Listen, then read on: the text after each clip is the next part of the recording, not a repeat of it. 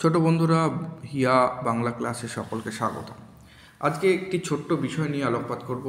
বিষয়টি হলো বাক্য। বাক্য সম্পর্কে প্রাথমিক ধারণা অবশ্যই থাকা দরকার।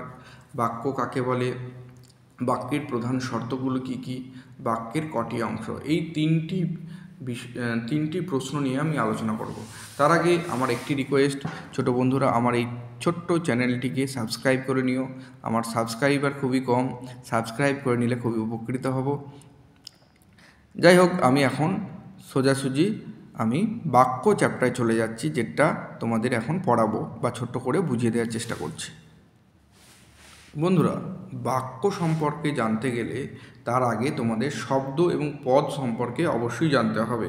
আমি আগের কয়েকটা ভিডিওতে শব্দ ও পদ সম্পর্কে আলোচনা করে দিয়েছি। আমি তবু বলে রাখছি বন্ধুরা, শব্দ কাকে বলে? এক বা একের বেশি ধ্বনি যখন কোনো অর্থ প্রকাশ করে তখন তাকে বলা হচ্ছে শব্দ। এবং পদ কাকে বলে? পদ হচ্ছে শব্দের সঙ্গে বিভক্তিযুক্ত হয়ে যখন তা বাক্যে ব্যবহৃত হয় সেই বিভক্তিযুক্ত শব্দকে বলা হচ্ছে পদ। তাহলে বিভক্তিযুক্ত শব্দকে বলা হচ্ছে পদ। শব্দের সঙ্গে বিভক্তিযুক্ত হয়েই পদ হয়। পদ ক্রমে সেটা বাক্যে ব্যবহৃত হয়। যাই হোক, আমি বাক্য সম্পর্কে এবার চলে আসি। বাক্য কাকে বলে? উদাহরণ দিয়ে বাক্য বুঝিয়ে দাও। বাক্য কাকে বলে বুঝিয়ে দাও, এই প্রশ্ন তোমাদের ভবিষ্যতে অনেক সম্মুখীন হতে হবে। তাই বাক্য সম্পর্কে তোমাদের ধারণা অবশ্যই থাকা দরকার। বাক্য হলো শব্দ বা পদকে পরপর সাজিয়ে যখন একটি মনের ভাব প্রকাশ করা হয় তখন তাকে বলা হয় বাক্য। যেমন আমরা এখন খেলা করব।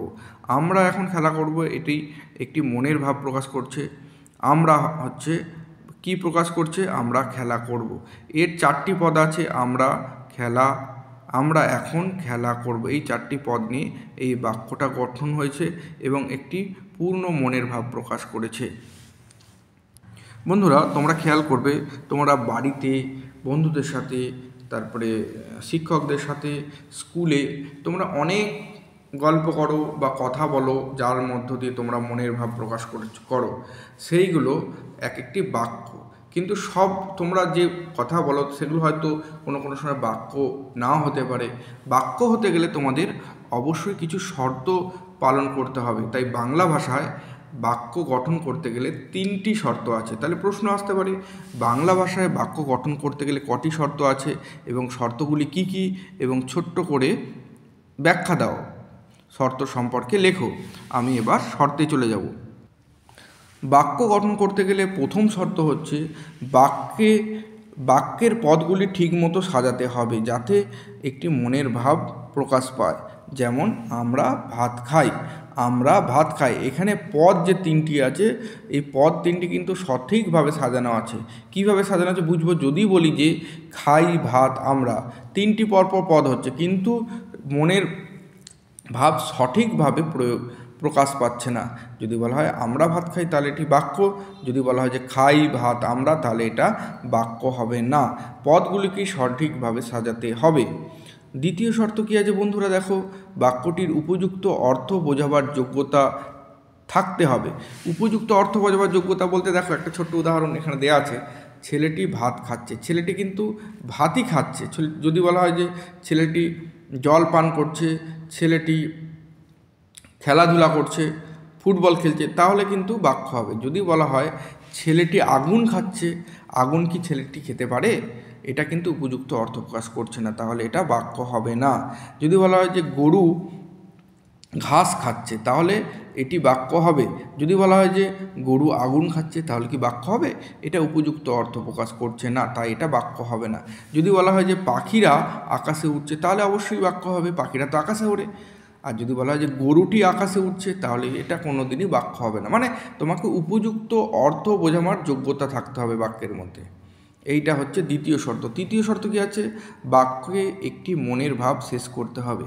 বাক্যে মনের ভাব শেষ করতে হবে বলতে কি, হঠাৎ একটি বাক্য শেষ করে দিলে হবে না।